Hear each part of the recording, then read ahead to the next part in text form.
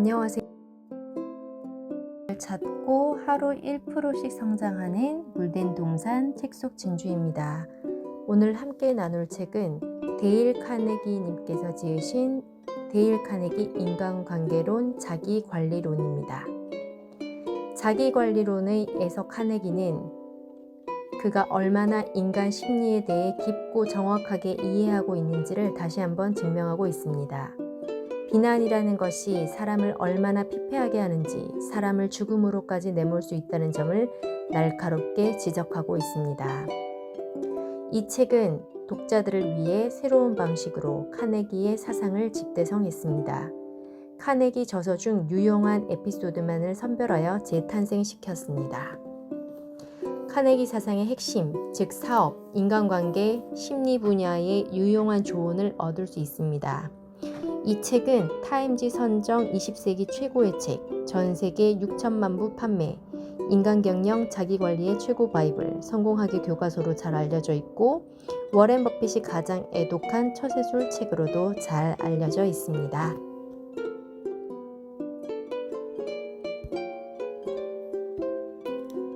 자기관리론 1장 근심을 떨쳐내는 방법.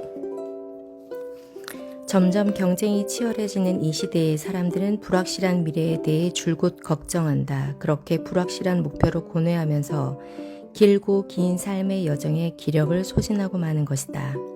하지만 실은 전혀 그럴 필요가 없다. 어차피 변화를 계획할 수 있는 사람은 없자는가. 그저 오늘을 충실히 사는 것이 최선의 답이다. 걱정거리가 있다면 다음에 3단계를 실행하라. 첫째, 스스로에게 일어날 수 있는 최악의 상황은 무엇인가를 물어보라. 둘째, 필요하다면 그 상황을 받아들일 준비를 하라. 셋째, 차분하게 최악의 상황을 벗어날 방법을 생각해내라.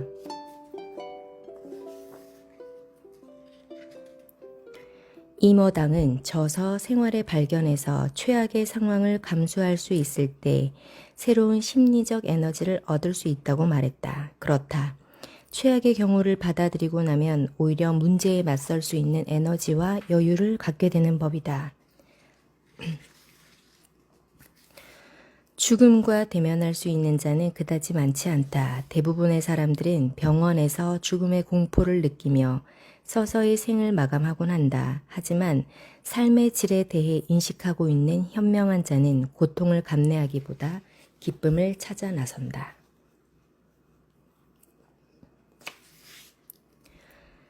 사람을 가장 유쾌하게 만드는 힘은 신실한 신앙과 숙면, 음악, 그리고 웃음이다.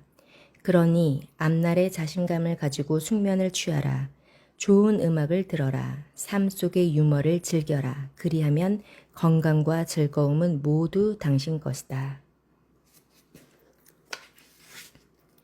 온 세상을 다 가진 사람이라도 하루 3끼 식사에 침대 한 칸에 누워 자는 것은 마찬가지다.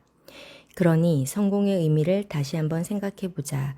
사업뿐 아니라 삶의 성공을 함께 이루는 것이 진정한 성공이다. 걱정은 사람을 빨리 늙게 할 뿐만 아니라 거칠고 투박하게 만든다. 이를 악물면 얼굴에 주름이 늘어나고 표정도 굳어진다. 또한 머리가 하얗게 새거나 탈모 현상이 나타나기도 한다. 그래봐야 좋을 게 뭐가 있겠는가. 그러니 당장 걱정을 멈춰라. 2장 근심을 없애는 습관. 바쁘게 생활하는 사람은 쓸데없는 생각을 할 여유가 없다. 때문에 걱정 근심에 발목 잡힐 일도 없다. 온갖 힘겨운 삶의 도전과 좌절을 굳건히 이겨내고도 사소한 일로 속을 끓이는 사람들이 많다. 그리고 곤충의 공격에 나무가 쓰러지듯 결국 힘없이 쓰러져 버리곤 한다. 자, 큰일을 위해 사소한 일에는 마음 상하지 말자. 대부분의 비극적인 사건들은 아주 사소한 이유로 벌어지는 경우가 많다. 그러니 이성적으로 생각해보자. 보잘것없는 이유로 엄청난 대가를 감수할 이유가 있는가? 충동적인 기분에 이성을 잃지 않으려면 항상 침착하고 또 침착하라.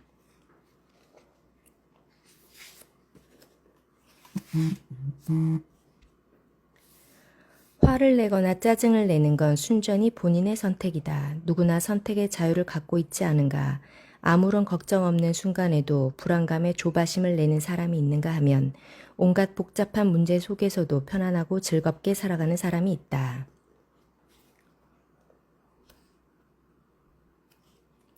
유쾌한 사람들은 보통 사소한 일에 마음을 쓰지 않으며 불쾌한 순간에도 즐거울 줄 아는 혹탕하고 대범한 사람이다.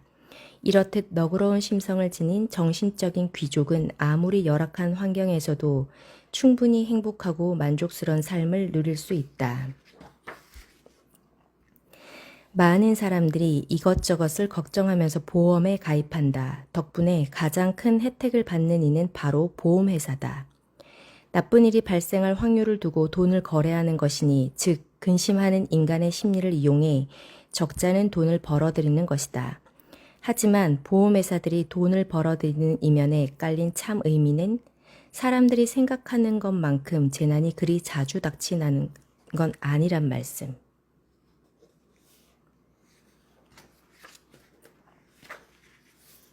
스스로에게 물어보라. 걱정하는 일이 실제로 일어나리라 믿는가? 대부분의 경우 걱정거리의 95%는 실제로 일어나지 않는다. 하지만 만약 실제로 벌어진다면 그러면 침대 머리맡에 앉아 신께 기도하라. 신께서 한쪽 문을 닫았다면 반드시 다른 쪽 문은 열어주실 것이다.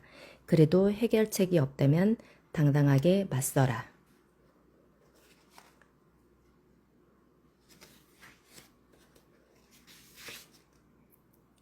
절망을 받아들일 수 없다면 어찌하겠는가. 그러니 운명을 탓하지 말고 위축되지도 마라. 대신 스스로에게 이렇게 말하라. 피할 수 없는 거라면 내가 변하겠어. 순리를 따르는 것도 삶의 여정 가운데 꼭 필요한 부분이다.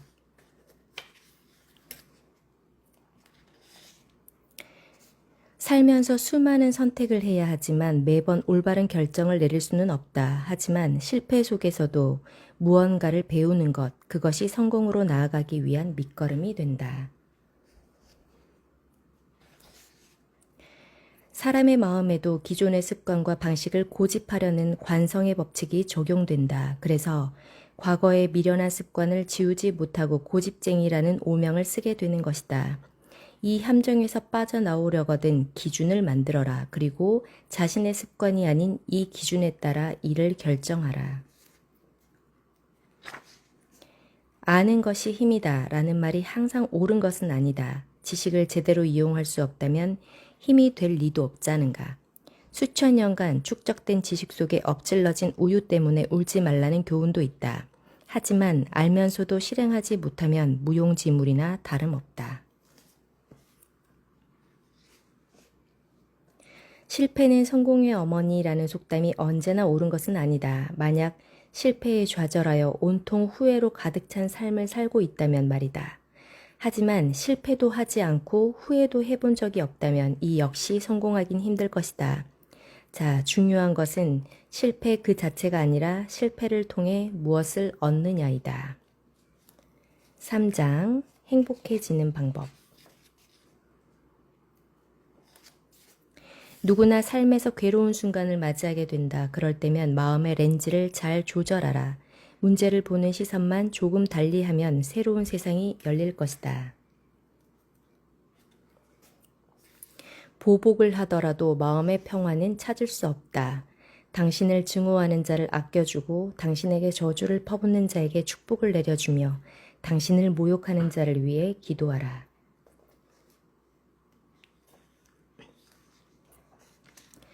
정면으로 맞서서 적을 이길 수는 없지만 온화한 태도로 적을 누그러뜨릴 수는 있다. 그러니 부드러움으로 강함에 맞서는 이것이야말로 가장 효과적인 복수다.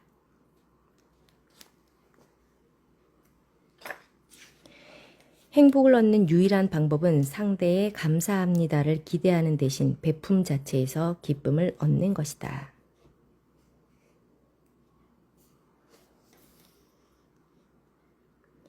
인간은 원래 타인의 보온을 쉽게 잊어버린다. 그러니 상대의 감사를 기대하지는 마라.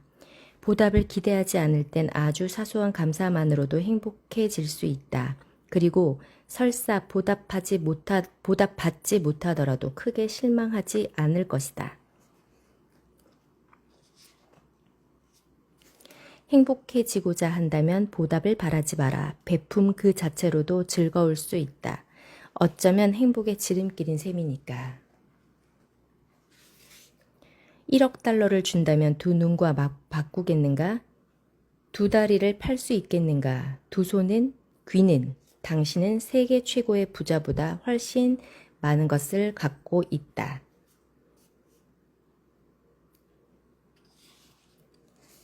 사람들은 늘 자기 자신이 가진 것보다 가지지 못한 것에 더 집중한다. 바로 이 때문에 세상에 온갖 치열한 전쟁과 암투, 분쟁, 비극이 일어나는 것이다.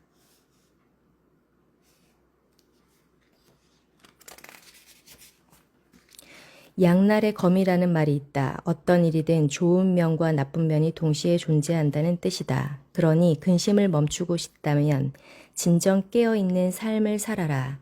나쁜 면은 상쇄시키고 좋은 면은 부각시켜라. 우린 매일 밤낮으로 펼쳐지는 아름다운 세상을 아무 생각 없이 지나쳐 버리곤 한다. 목표를 이루기 위해 그저 고군분투하며 내달리기만 하는 것이다. 인생의 길가에 핀 형형색색의 꽃과 향기 나는 풍경을 놓치다니 이 얼마나 안타까운 일인가. 큰 길이 아니면 고즈넉한 오솔길이 되어라. 태양이 아니라면 빛나는 별이 되어라. 인생은 성공과 실패로 판가름되는 것이 아니니 너는 무엇이든 최고의 이름으로 남아라.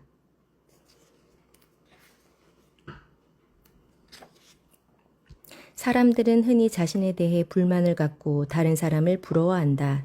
하지만 이는 자신을 죽이는 행위다. 좋든 나쁘든 인생은 자기 식대로 살아야 한다. 보잘것없는 작은 필이라도 삶의 교향곡을 멋지게 연주해낼 수 있다. 세상에서 단 하나밖에 없는 자기 자신을 아껴라. 그 어디에도 당신과 같은 사람은 없다. 약점을 감추려 굳이 애쓰지 마라. 타인의 눈에는 그것이 닮고 싶은 장점일 수도 있지 않은가. 밀턴은 장님이었기에 더욱 뛰어난 시를 썼고 베토벤은 귀머거리였기에 더 훌륭한 곡을 작곡했을지 모른다. 차이코프스키는 불행한 결혼 생활을 겪었기에 불멸의 비창을 작곡할 수 있었다. 잃는 것이 있으면 얻는 것이 있다라는 말의 진정한 의미는 바로 이런 것이리라.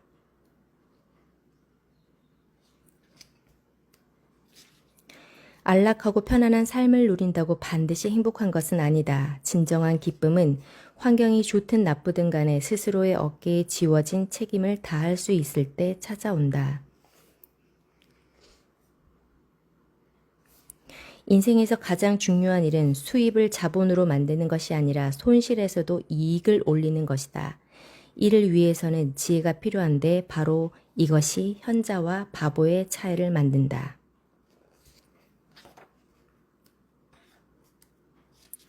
하루에 한 가지씩 선행을 베푸는 게 왜 도움이 될까? 바로 자신보다 남에게 관심을 갖기 때문이다. 우울증, 공포, 염려 등은 자신에 대해 너무 많이 생각해서 생기곤 한다. 타인을 위해 봉사하는 환자들은 최소한 3분의 1가량이 빨리 회복된다고 한다. 왜냐하면 병으로 인한 불쾌함, 고통, 외로움, 절망 등을 느낄 시간이 없기 때문이다. 그러니 자신을 잊고 남을 돕는 것이 어쩌면 자신을 돕는 것일지도 모른다. 사람들은 자기 일에만 관심을 쏟을 뿐 아니라 타인의 일에는 무관심하다. 하지만 이런 자아도취만으로는 진정한 삶을 살아갈 수 없다. 자, 자신을 잊어라.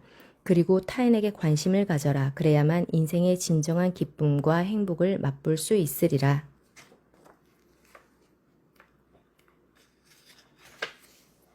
(4장) 다른 사람의 시선에 의연해지는 방법.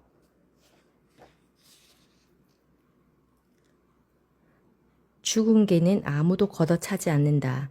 누군가의 악의적인 비난을 받을 때면 당신이 중요한 사람이 되었다는 의미로 받아들여라.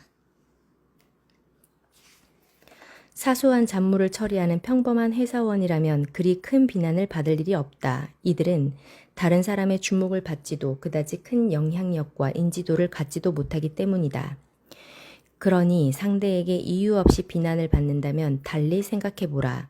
비난은 또 다른 의미의 찬사인 것이다.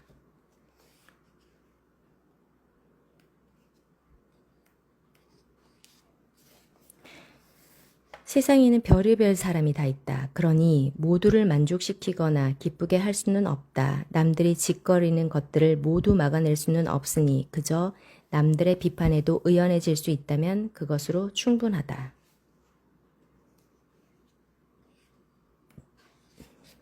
사람들은 흔히 결점을 남의 탓으로 돌린다. 하지만 자신의 잘못은 결국 스스로 책임져야 한다. 현명한 사람은 남을 탓하기 전에 스스로에게 엄격한 비판의 잣대를 들이대고 결점을 고치기 위해 노력한다. 당신을 칭찬하고 지지하고 보호해주기만 하는 사람에게는 배울 것이 없다. 오히려 당신을 비판하고 당신과 논쟁을 벌이는 자에게 배울 점이 더 많다.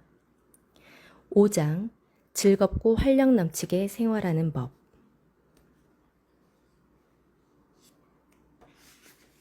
록펠러는 사업만큼이나 휴식을 중요시했던 사람이었다. 휴식은 중요한 치유의 과정이니 단 5분의 휴식으로도 두뇌의 활동력과 집중력은 놀라울 정도로 향상될 것이다.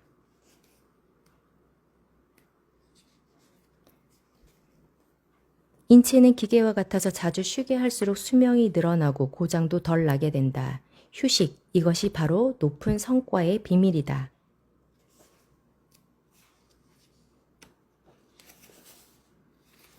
전국 규모의 이건 아니구나. 엉망진창인 공간은 심리적으로 불안감을 조성한다. 반면 깨끗하고 정돈된 환경에선 마음이 편안하고 차분해진다. 쓸데없는 문서로 가득 찬 사무실에선 일이 영원히 끝나지 않을 것 같은 강박증에 시달릴 수 있다. 주변을 정갈하게 정돈한다면 일을 더 체계적으로 또 쉽게 해낼 수 있다. 이것이 업무 효율을 높이는 첫 번째 단계이다.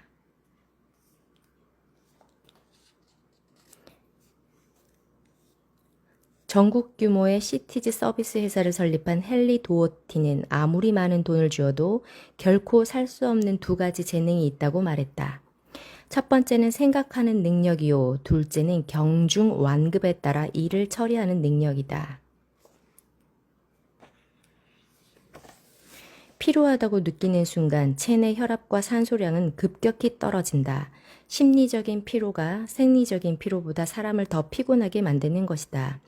이는 젊든 늙든 건강하든 허약하든 상관없이 나타나는 현상이다. 대부분의 사람들은 겉으로 보이는 것처럼 피로하지 않다. 단지 업무에 대해 그리고 삶에 대해 피곤한 것일 뿐이다. 만약 유쾌하고 즐거운 일을 하게 된다면 정신은 오히려 더욱 맑아지리라. 마인드 컨트롤이야말로 기적을 부르는 힘이다. 즐거운 척 일하게 되면 실제로도 즐거워진다. 그러면 피로감, 긴장감, 불안감, 우울증 등은 씻은 듯 사라지리라. 즐거운 척 꾸며대다 보면 언젠가 일을 진정으로 사랑할 수 있을 때가 있을 것이다.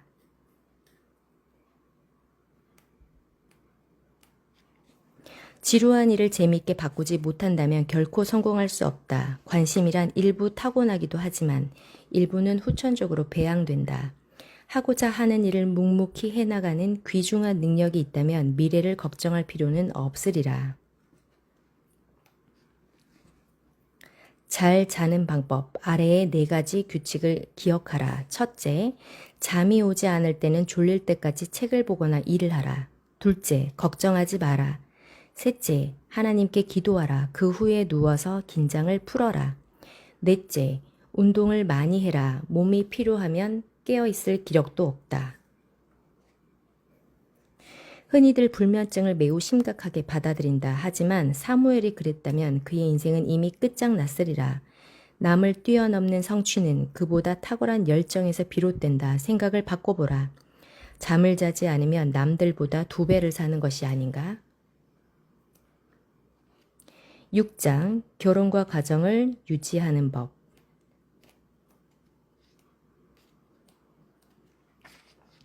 뉴욕시 가정법원에서 수천 건의 처자 유기 문제를 연구한 결과 남편들이 가정을 벌이는 가장 큰 이유는 바로 부인의 끊임없는 잔소리 때문이었다.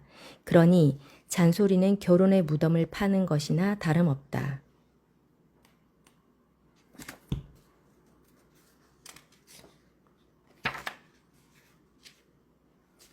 아무리 많은 책을 읽고 수준 높은 교육을 받더라도 가장 중요한 성적 본능에 대해 무지하다면 결혼 생활은 초라하게 깨어질 수밖에 없다.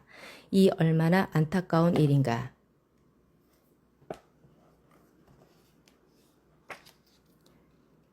포피노 박사가 말하는 결혼 생활의 4가지 실패 원인은 다음과 같다.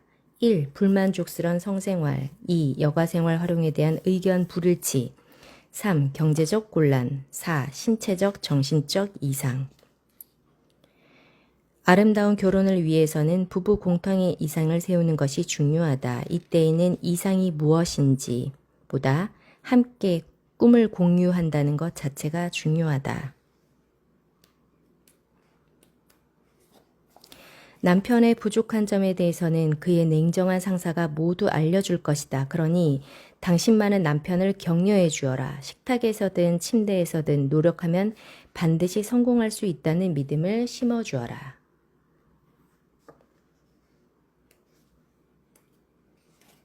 성공한 사람의 뒤에는 항상 그를 지지해주는 가족이 있다. 화목하지 않은 가정에서는 성공을 이루기가 힘들다. 아니, 설사 성공하더라도 진정한 성공이라고 볼 수 없다. 함께 기쁨을 나눌 이도 없는데 성공한들 무슨 의미가 있겠는가. 지혜로워져라. 그리하면 같은 돈으로 더 나은 삶을 누릴 수 있을 뿐 아니라 적은 돈으로도 남들과 같은 삶을 누릴 수 있다. 한 푼을 아끼고 3푼을 벌어라.